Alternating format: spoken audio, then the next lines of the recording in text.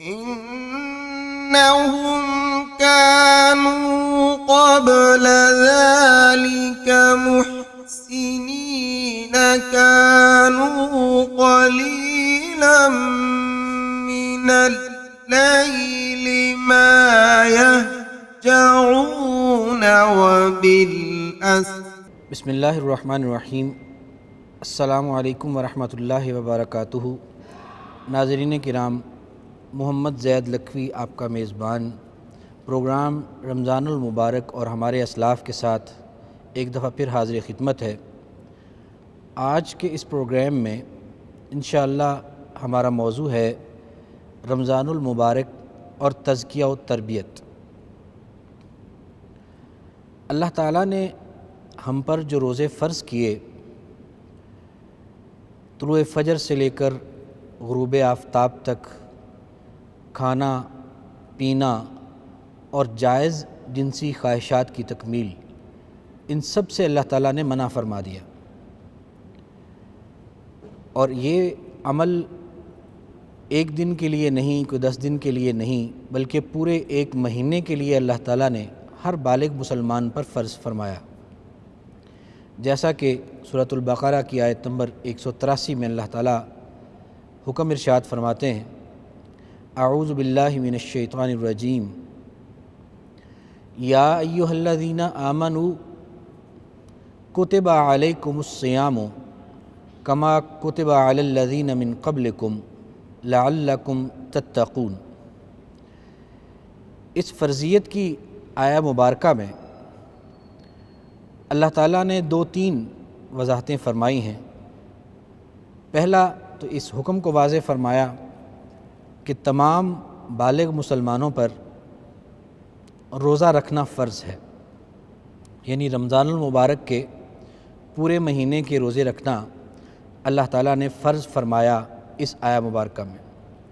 ساتھ یہ بھی ارشاد فرمایا کہ تم پر اسی طرح سے روزے فرض کیے گئے ہیں جس طرح سے تم سے پہلے لوگوں پر تھے، تاکہ ہمیں یہ احساس ہو کہ یہ فرضیت صرف ہم پر ہی نہیں ہوئی بلکہ ہم سے پہلی امتوں پر، پہلے لوگوں پر بھی اللہ تعالیٰ نے روزے فرض فرمائے تھے. تیسری بات جو اس آیہ مبارکہ کے آخر میں ارشاد فرمائی کہ روزوں کی فرضیت کا مقصد کیا ہے. تم ایمانداروں پر رمضان المبارک کے پورے مہینے کے روزے فرض کیے گئے ہیں، تم سے پہلے دوسری امتوں پر بھی روزے فرض کیے گئے تھے. تو روزوں کو فرض کرنے کا مقصد کیا ہے؟ لعلکم تتقون، تاکہ تم پرہیزگار بن جاؤ، تاکہ تم میں تقوی آ جائے، تاکہ تم بچ جاؤ. یہ تمام معنی اس کا کیا جا سکتا ہے. تو بنیادی طور پر اس آیہ مبارکہ میں اللہ تعالیٰ نے جو روزے کی فرضیت کا مقصد بیان فرمایا ہے وہ صرف اور صرف تقوی اور پرہیزگاری ہے. کیوں؟ اگر ہم دیکھیں کہ کھانا پینا چھوڑنا اور جائز جنسی خواہشات سے دور رہنا، اس سے بظاہر تو کوئی ایسا فائدہ نہیں ہے جو اللہ تعالیٰ وہ اٹھانا چاہتے ہوں اس سے، یا یہ ہے کہ کوئی انسانیت کو اس سے فائدہ ہو رہا ہو. کوئی بھی ایسا مقصد محسوس نہیں ہوتا، کیونکہ اللہ تعالیٰ کی ذات تو بہت بے پرواہ ہے، اس کے خزانے بے بہا ہیں. ایسا نہیں ہو سکتا کہ اللہ تعالیٰ یہ چاہیں کہ 1 ماہ کے لیے انسانیت جو ہے وہ کھانا پینا کم کر دے تاکہ کوئی جو رزق کی فراوانی ہے وہ ہو سکے اور اس کے اندر کوئی بہتری آ سکے. اللہ کی ذات کو تو ایسی کوئی ضرورت نہیں ہے. واحد مقصد ہے اور وہ یہی ہے کہ ہم پرہیزگار بن جائیں. اب سوال یہ پیدا ہوتا ہے کہ روزہ رکھ کر پرہیزگاری اور تقوی کیسے آتا ہے؟ یعنی رمضان المبارک کے روزے کس طرح سے ہمارے لیے تزکیہ اور تربیت کے باعث بنتے ہیں؟ کیونکہ رمضان المبارک کا مہینہ بنیادی طور پر یہ ایک تربیتی کورس کا مہینہ ہے، تمام ایمانداروں کے ایمان کو تازہ کرنے کا مہینہ ہے اور ان کے اندر جذبہ اطاعت اور پرہیزگاری کو فروغ دینے کا مہینہ ہے. تو کیا ایسی صورت ہے کہ جس کی وجہ سے اللہ تعالیٰ نے ہمیں یہ حکم دیا کہ تم صبح سے لے کے شام تک کھانا پینا اور جائز جنسی خواہشات سے دور رہو۔ واحد سبب اس کا یہی ہے کہ ہمارے اندر ضبط نفس آئے، کنٹرول پیدا ہو۔ آپ ذرا غور کریں اس بات پر کہ جو کھانا اور پینا ہے اور اسی طرح سے جو انسان کی جائز جنسی خواہش ہے، یہ تینوں ہی خواہشات انسان کی جبلت میں شامل ہیں، یہ انسان کی فطرت کا حصہ ہے۔ اور کھانا اور پینا تو ایسی بنیادی ضرورت ہے کہ جس کو مستقل طور پر یا زیادہ دیر کے لیے انسان ترک کر ہی نہیں سکتا، اور اگر اس کو مستقل طور پر چھوڑ دیتا ہے کھانے یا پینے کو تو اس کی موت واقع ہو سکتی ہے، اس کا جینا ممکن نہیں رہتا۔ یعنی یہ انسان کی بنیادی ضروریات ہیں، اور بالکل اسی طرح سے جو جائز جنسی خواہش کی تکمیل ہے وہ بھی انسان کی جبلت ہے، انسان کی فطرت میں اللہ تعالیٰ نے وہ رکھ دی ہے۔ تو بنیادی طور پر انہی تینوں چیزوں کو منع فرما دیا اللہ تعالیٰ نے۔ اور اس کے پیچھے حکمت کیا ہے؟ حکمت یہی ہے، پرہیزگاری کس طرح سے روزہ ہمیں سکھاتا ہے۔ یعنی ہم سوچتے ہیں، بعض اوقات لوگ بھی سوچتے ہیں کہ بھئی اللہ تعالیٰ نے تقویٰ سکھانا تھا، تو تقویٰ سکھانے کے لیے یہ بھوکا پیاسا رکھنے کے علاوہ کوئی اور صورت نہیں ہو سکتی تھی؟ یقیناً کوئی بھی صورت ہو سکتی تھی، لیکن جتنی مؤثر اور جتنی براہ راست اثر کرنے والی یہ صورت ہے، اس سے بہتر اور کوئی صورت پرہیزگاری اور تقویٰ سکھانے کی نہیں ہو سکتی تھی۔ کیونکہ اللہ تعالیٰ نے جب ہم پہ روزہ فرض کیا تو اس میں ہمیں پورے مہینے کے لیے ایک مشق سے مستقل طور پر روزانہ کی بنیاد پر گزارا ہے۔ اور یہ بھی ہم سمجھ لیں کہ تقویٰ کس چیز کا نام ہے، پرہیزگاری کہتے کسے ہیں؟ کیونکہ جب پرہیزگاری کو آپ سمجھیں گے تو پھر روزوں کے ذریعے سے تقویٰ سیکھنا، اس کی سمجھ میں بات آتی ہے کہ کس طرح سے روزے ہمیں جو ہے وہ تقویٰ سکھاتے ہیں۔ دیکھیے، تقویٰ دراصل دل کی کیفیت کا نام ہے، اور یہ وہ کیفیت ہے کہ جس میں انسان اللہ سے ڈر کر ہر نیک کام کرنے کی کوشش کرے اور ہر برے کام سے بچنے کی کوشش کرے۔ اگر یہ تقویٰ کی تعریف سمجھنے کے لیے ہم اگر اپنے اسلاف کی طرف دیکھتے ہیں کہ ہمارے بزرگ، ہمارے اسلاف جو ہے وہ اس کی کیا تعریف کرتے ہیں تقویٰ کی، تو علی بن ابی طالب رضی اللہ تعالیٰ عنہ جب ان سے تقویٰ کے بارے میں پوچھا گیا تو انہوں نے فرمایا کہ الخوف من الجلیل والعمل بالتنزیل والقناعۃ بالقلیل والاستعداد لیوم الرحیل۔ انہوں نے یہ 4 اوصاف بیان فرمائے کہ یہ تقویٰ ہے۔ نمبر 1 کہ جلیل یعنی اللہ تعالیٰ جو شان اور عظمت والی ذات ہے اس کا خوف ہو، والعمل بالتنزیل اور قرآن پاک کے احکامات کے مطابق انسان کا عمل ہو، والقناعۃ بالقلیل اور تھوڑے پر بھی انسان قناعت کرنے والا ہو، والاستعداد لیوم الرحیل اور جو کوچ کا دن ہے، جب دنیا کو چھوڑ جانا ہے، اس کے لیے ہر وقت انسان تیاری میں مصروف رہے۔ یہ 4 اوصاف حضرت علی رضی اللہ تعالیٰ نے بیان فرمائے کہ ان کا نام تقویٰ ہے۔ اسی طرح امام ابن کثیر نے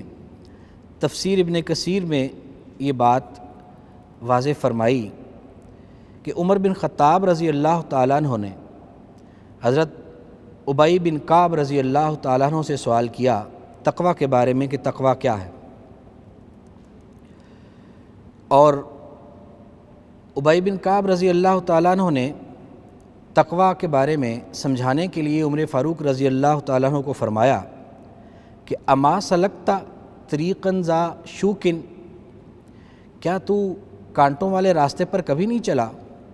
عمر فاروق رضی اللہ تعالیٰ عنہ نے فرمایا جی بلا کیوں نہیں؟ تو حضرت ابی بن کعب رضی اللہ تعالیٰ عنہ نے فرمایا کہ فما عملتا، پھر تو کیا کرتا ہے جب کانٹوں والے راستے پہ چلے؟ تو انہوں نے فرمایا کہ شمرت و تہجت، تو میں اپنے کپڑے سمیٹ لیتا ہوں اور کوشش کے ساتھ، جد و جہد کے ساتھ وہاں سے نکلتا ہوں، یعنی کپڑے سمیٹ کر کانٹے دار جھاڑیوں سے بچتے ہوئے اور صاف صاف راستوں پر قدم رکھتے ہوئے میں نکلتا ہوں اور جاتا ہوں۔ تو ابی بن کعب رضی اللہ تعالیٰ عنہ نے فرمایا کہ فذالک التقوی،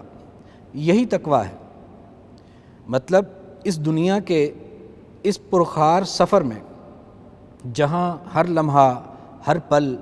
گناہ ہمارے ارد گرد لپک رہے ہیں، ان سے اپنے آپ کو بچانا، اپنے دامن کو اس طرح سے سمیٹ کر اس دنیا کی زندگی کے سفر کو طے کرنا کہ کہیں میں کسی گناہ کے ساتھ الجھ نہ جاؤں، اور صاف صاف نیکی کے راستے پر قدم رکھتے ہوئے وہاں سے گزر جانا، یہی تقوی ہے۔ اب اس مثال سے بھی یہی بات ظاہر ہوتی ہے کہ کوئی شخص ایسا طرز زندگی اختیار کرے کہ اللہ سے ڈرتے ہوئے ہر برائی سے بچنے کی کوشش کرے،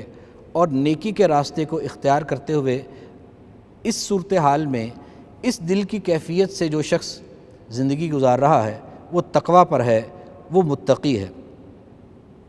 بلکہ یہی بات جو معروف عربی شاعر ابن المعتز جو ہیں وہ بھی اپنے شعر میں بیان کرتے ہیں اسی بات کو، جو کہ ابی بن کعب رضی اللہ تعالیٰ عنہ نے بیان فرمائی۔ وہ فرماتے ہیں کہ خل الذنوب صغیرہا و کبیرہا ذاک التقیٰ، یعنی چھوڑ دے تو گناہوں کو، چاہے وہ چھوٹے ہوں یا بڑے، یہی تقوی ہے۔ وصنع کماشن فوق ارض الشوک یحذر ما یرا، اور تقوی اختیار کرنا چاہتا ہے تو اس طرح سے طرز زندگی اختیار کر کہ جیسے کوئی شخص کانٹے دار، جھاڑی دار اور کانٹے والی جھاڑیوں کے راستے پر جیسے کوئی شخص چلتا ہے، اس شخص کی طرح اپنا طرز زندگی اختیار کرو کہ وہ ہر اس چیز سے ڈرتا ہے کہ جس کو بھی دیکھتا ہے، کسی جھاڑی کو دیکھتا ہے کہ کہیں وہ میرے ساتھ اٹک نہ جائے، میں اس میں الجھ نہ جاؤں۔ اور ساتھ ہی فرمایا کہ لا تحقرن صغیرۃ ان الجبال من الحصا، کہ چھوٹے گناہوں کو بھی حقیر سمجھ کر اختیار مت کرنا، کیونکہ کنکریاں مل مل کر پہاڑ بن جاتے ہیں۔ تو ناظرین کرام، اس تفصیل سے جو ہم نے حضرت علی رضی اللہ تعالیٰ عنہ اور حضرت ابی بن کعب رضی اللہ تعالیٰ عنہ اور ابن المعتز کے اس شعر کی روشنی میں سمجھی ہے، وہ بات یہی سمجھ میں آتی ہے کہ وہ تقوی جو اللہ تعالیٰ ہمیں سکھانا چاہتے ہیں، وہ اس کا وہی ایک واحد مقصد ہے اس روزے کی فرضیت کا۔ اب ہم آتے ہیں اس بات کی طرف کہ روزہ انسان کو نیک کیسے بناتا ہے، روزہ بندے کو تقوی کیسے سکھاتا ہے۔ اب تقوی سیکھنے کے لیے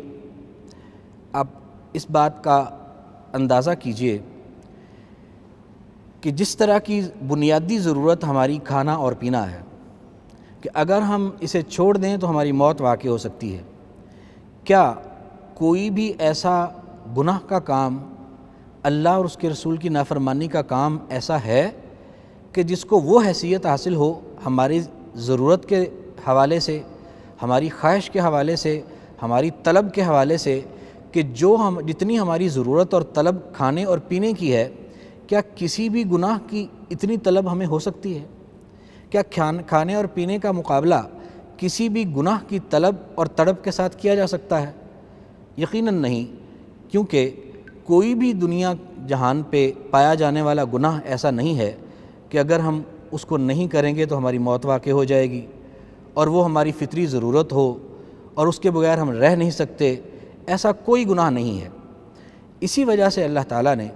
پورے مہینے کے لیے ہمیں جب ان چیزوں سے روکا کہ طلوع فجر سے لے کے غروب آفتاب تک، کیونکہ یہی وہ اوقات ہیں کہ جن اوقات میں انسانوں کا باہم میل جول ہوتا ہے، انسان اپنی معاشرتی زندگی معاشرے کے اندر چل پھر کر اور مصروفیات میں گزارتا ہے۔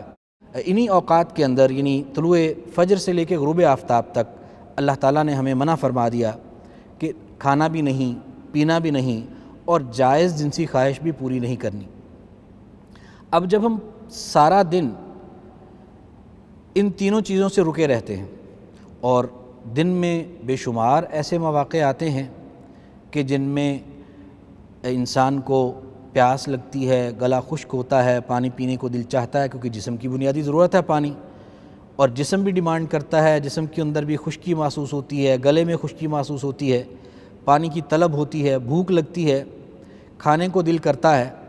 لیکن ہر لمحہ چاہے وہ لوگوں کے سامنے ہے انسان یا گھر میں اکیلا خلوت میں ہے، جب بھی اس کا نفس اسے کہتا ہے کہ تم اکیلے ہو، کھا لو، مثال کے طور پہ اگر کوئی شخص گرمی میں باتھ روم میں نہا رہا ہے اور وہاں پہ اگر اس کا نفس کہتا ہے کہ کوئی بات نہیں، ایک پانی کا گھونٹ پی لو، کون سا کوئی دیکھ رہا ہے، تو اس وقت پھر انسان کی آزمائش ہوتی ہے،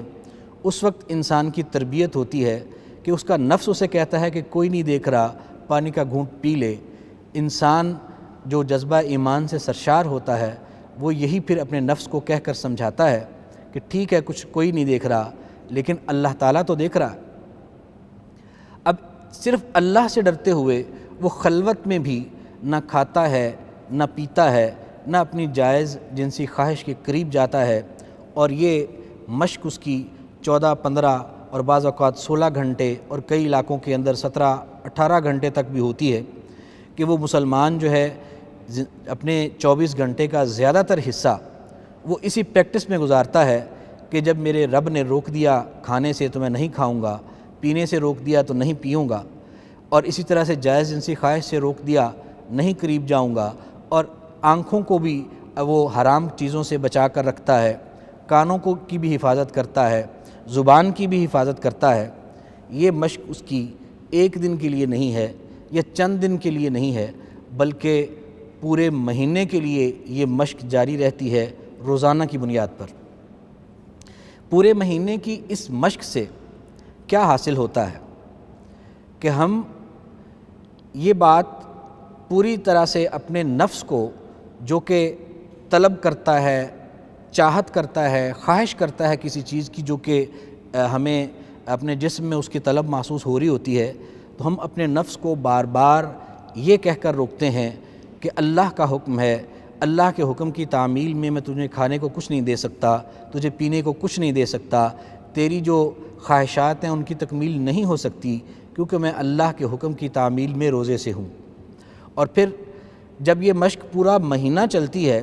اور انسان کی اپنے نفس کے ساتھ یہ لڑائی پورے مہینے تک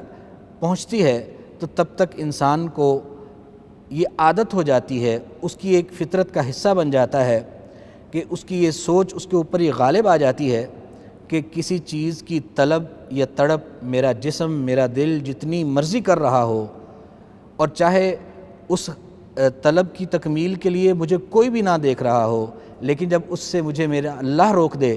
تو مجھے اس کے قریب نہیں جانا چاہیے۔ اور اللہ کے حکم کی تعمیل میں جب انسان کھانے پینے سے پورے مہینے کے لیے رکتا ہے، جو کہ اس کی بنیادی ضرورت ہے، تو پھر ہر قسم کے گناہ سے بچ جانا اس کے لیے بہت آسان ہو جاتا ہے، اور وہ بڑی آسانی کے ساتھ اپنے نفس کے اوپر کنٹرول حاصل کر لیتا ہے، اور اسی ضبط نفس کے ذریعے پھر وہ رمضان المبارک کے بعد 11 مہینے اس پرہیزگاری اور تقوی کے اوپر گزارتا ہے کہ وہ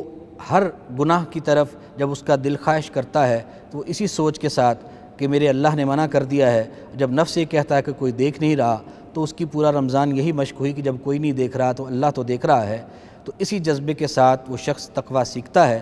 اور یوں اللہ تعالی ہمیں تقوی اور پرہیزگاری کی تربیت پورے مہینے میں دیتے ہیں۔ اور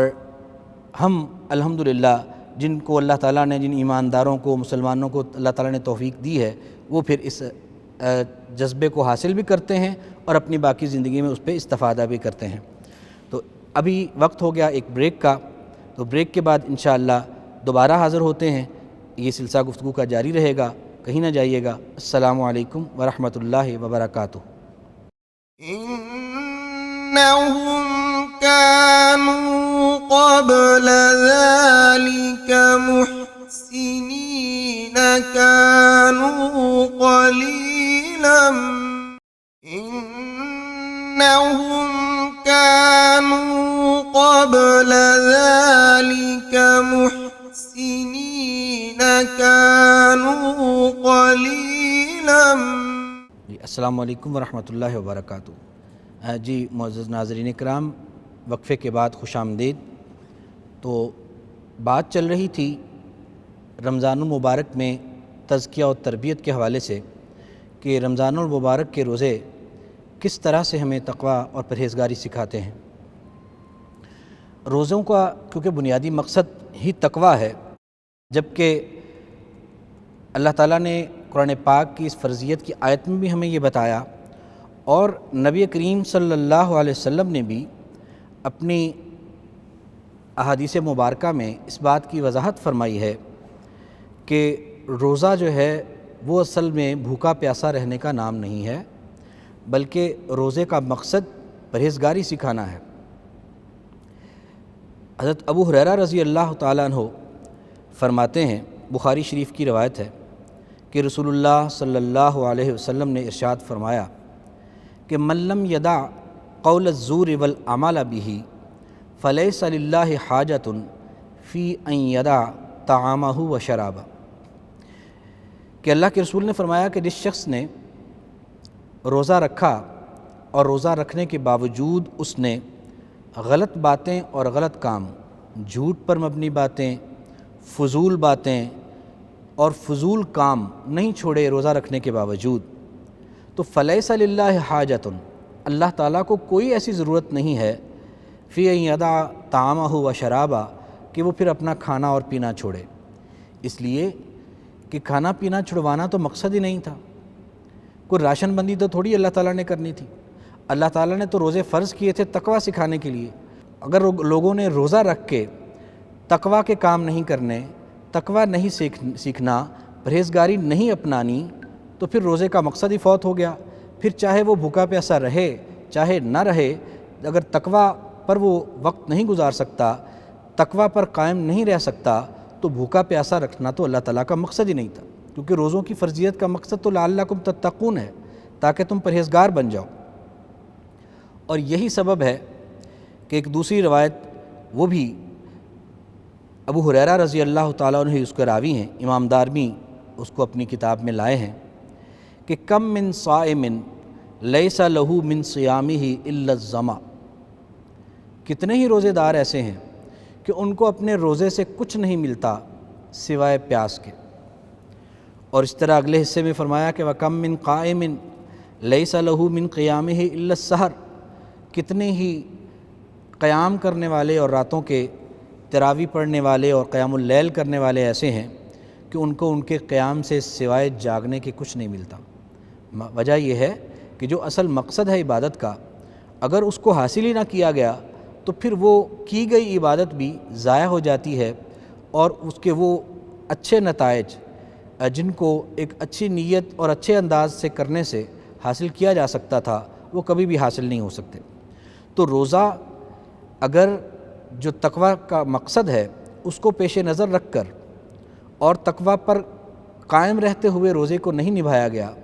تو ایسا روزہ فضول میں بھوکا اور پیاسا رہنے والی بات ہے، جیسا کہ اللہ کے رسول نے فرمایا اگر ہم یہ روزے کو صحیح طور پر اس کی شرائط کے ساتھ رکھیں گے تو پھر ہی روزے کا فائدہ ہے، بصورت دیگر یہ صرف ایک بھوکا پیاسا رہنے کی مشق ہے، اور اس کی نہ اللہ تعالیٰ کو کوئی ضرورت ہے، اور نہ ہی پھر ایسے روزے دار کو کوئی روزہ رکھنا اس کا فائدہ دے سکتا ہے۔ روزے کے بارے میں ہمیں یہ بات سمجھائی گئی کہ کتاب جو لغت کی کتاب ہے المصباح المنیر، اس کے اندر صوم کا جو معنی درج ہے، صام یصوم صومن باب سے و سیامن، اس میں صاحب مصباح المنیر کہتے ہیں کہ قیل ہوا مطلق الامساک فی اللغت، کہ صوم کا معنی لغت کے اعتبار سے رک جانا ہے یا روک لینا ہے اپنے آپ کو، ثم مستعمل فی الشرع فی امساک مخصوص، پھر اس لفظ کو شریعت میں روزے کے حوالے سے خاص امساک کے لیے اس کو استعمال کیا گیا، یعنی روزے کا مقصد، صوم کا مقصد جو ہے وہ اللہ کے احکامات کے مطابق اللہ تعالیٰ کی روزے کی حالت میں حرام کردہ تمام چیزوں سے رک جانا، اسے صوم کہتے ہیں، اسے روزہ کہتے ہیں۔ اور بنیادی طور پر رسول اللہ صلی اللہ علیہ وسلم نے فرمایا کہ رمضان المبارک کے بارے میں کہ ہوا شہر الصبر، کہ یہ جو رمضان المبارک کا مہینہ ہے یہ صبر کا مہینہ ہے، والصبر ثوابہ الجنہ، اور صبر کا جو بدلہ ہے وہ تو جنت ہے۔ اب روزہ رکھنا جو ہے یہ سراسر ایک صبر ہے. روزہ رکھا بھی صبر سے جاتا ہے, روزہ نبھایا بھی صبر سے جاتا ہے, اور جو شخص صبر سے روزہ نبھا لیتا ہے اس کے صبر کی استطاعت اور صلاحیت جو ہے وہ کئی گنا بڑھ جاتی ہے. تو اس وجہ سے اللہ کے رسول نے فرمایا کہ روزہ جو ہے یہ تو صبر کا نام ہے. اور صبر کے بارے میں ہمارے علماء یہ فرماتے ہیں کہ والصبر الثلاثۃ انواع, کہ صبر کی 3 قسمیں ہیں. صبر علی طاعت اللہ, ایک تو صبر ہے اللہ کی اطاعت پر, یعنی اللہ تعالیٰ نے کوئی حکم دے دیا اور اللہ تعالیٰ کے حکم کی تعمیل کرنی ہے, بہر صورت کرنی ہے, دل چاہتا ہے نہیں چاہتا, وہ مشکل ہے آسان ہے, بس جو اللہ نے حکم دے دیا اپنے آپ کو اس پر قائم رکھنا, اللہ کی اطاعت کے اوپر صبر کرنا, ایک صبر کی یہ صورت ہے. اور دوسری صورت صبر کی فرماتے ہیں کہ وصبر عن محارم اللہ, کہ اللہ کی حرام کردہ چیزوں سے صبر کرنا, کہ جن چیزوں سے اللہ نے منع کر دیا کہ اس کے قریب نہیں جانا, اپنے آپ کو اس طرح سے قابو میں رکھنا, کنٹرول کرنا اپنے اوپر کہ اللہ کی حرام کردہ چیز کے قریب نہیں جانا. ایک صبر کی یہ دوسری صورت ہے. اور تیسری صورت صبر کی علماء فرماتے ہیں کہ وصبر علی اقدار اللہ المؤلمہ, اور اللہ کی طرف سے جو ہمارے مقدر میں کی گئی تکالیف ہیں, کوئی بھی تکلیف, کوئی مصیبت, کوئی آفت اچانک وہ ہمیں آ لیتی ہے تو اس پر صبر کرنا, یہ سوچتے ہوئے کہ میرے مالک نے میرے مقدر میں لکھی تھی, مجھے پہنچ گئی, تو وہ اس پہنچنے والی تکلیف پر بھی انسان صبر کرے. تو یہ 3 قسمیں صبر کی علماء بیان کرتے ہیں. اور ساتھ فرماتے ہیں کہ وتجمع الثلاثۃ فی الصوم, کہ یہ تینوں کی تینوں قسمیں جو ہیں صبر کی یہ روزے کے اندر موجود ہیں, کیونکہ فإن فیہ صبرا علی طاعت اللہ. اب روزہ رکھتا ہے انسان تو اس میں وہ اللہ کی اطاعت پر بھی صبر کر رہا ہوتا ہے, کہ وہ اس لیے روزہ رکھ رہا ہوتا ہے پورے مہینے کے لیے کہ اللہ تعالیٰ نے فرض کیا ہے, تو اللہ تعالیٰ کی اطاعت کی تکمیل میں وہ اپنے آپ کو صبر کا ایک مجسمہ بناتے ہوئے, وہ صبر پر عمل پیرا ہوتے ہوئے اللہ کی اس اطاعت پر قائم رہتے ہوئے پورے مہینے کے روزے رکھتا ہے. ایک تو یہ خوبی بھی روزے کے اندر موجود ہے کہ یہ اللہ کی اطاعت پر بھی صبر ہے. دوسری خوبی کہ وہ صبراً عما حرم اللہ علی الصائم, یعنی وہ اللہ کی حرام کردہ چیزوں پر بھی صبر کرتا ہے کہ جن کو اللہ تعالیٰ نے روزے کی حالت میں حرام کر دیا ہے. من الشہوات, وہ خواہشات انسان کی جتنی بھی ہیں, وہ ایسی چیزیں دیکھنے کو نفس اس کا خواہش کرتا ہے کہ جن کو دیکھنے سے اللہ نے منع کر دیا, وہ ایسی چیزیں سننے کو اس کے کان جو ہے اس کا نفس چاہتا ہے کہ وہ کان سنیں, لیکن وہ ان سے اپنے آپ کو روکتا ہے. زبان سے کوئی ایسا لفظ جس کو نکالنا اللہ نے منع کر دیا ہے وہ اپنی زبان کو قابو میں رکھتا ہے. تو یوں اللہ کی حرام کردہ چیزوں سے انسان روزے کی حالت میں بھی اپنے آپ کو روکتا ہے. اسی طرح سے جو تیسری صورت ہے صبر کی کہ وَصَبْرٌ عَلَىٰ مَا يَحْصُلُ لِلصَّائِمِ فِيهِ مِنْ أَلَمِ الْجُوعِ وَالْعَطَشِ وَضُعْفِ النَّفْسِ وَالْبَدَنِ. جو صبر کی تیسری صورت ہے کہ اللہ کی طرف سے جو تکالیف مقدر بن جائیں ان پر صبر کرنا. اب روزے دار جب اللہ کی اطاعت کرتے ہوئے روزہ رکھتا ہے اور پھر روزے کی حالت میں وہ تمام حرام کردہ چیزوں سے بچتا ہے تو اس کے ساتھ ساتھ صبر کی تیسری صورت سے بھی اسے گزرنا پڑتا ہے. وہ تیسری صورت کیا ہے کہ روزے کی وجہ سے اسے بھوک برداشت کرنا پڑتی ہے, پیاس برداشت کرنا پڑتی ہے, جسم کی کمزوری برداشت کرنا پڑتی ہے, اور اپنے جسم اور بدن کے اندر اس کو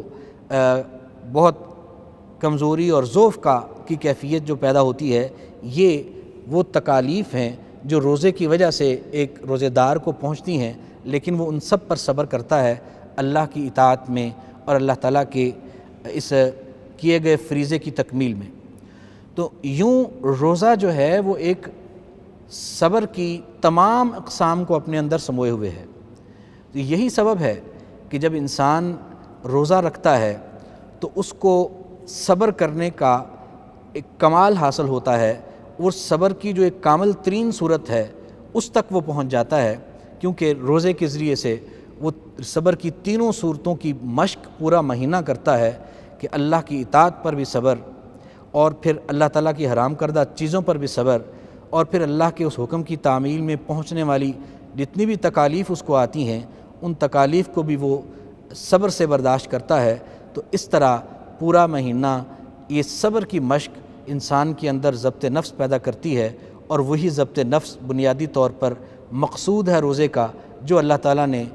اس آیہ مبارکہ میں کہ جس میں روزے فرض فرمائے، ساتھ ہی اس کا مقصد بھی بیان فرمایا کہ لعلکم تتقون، تاکہ تم پرہیزگار بن جاؤ۔ یہ فرضیت تم پر صرف اس لیے ہے۔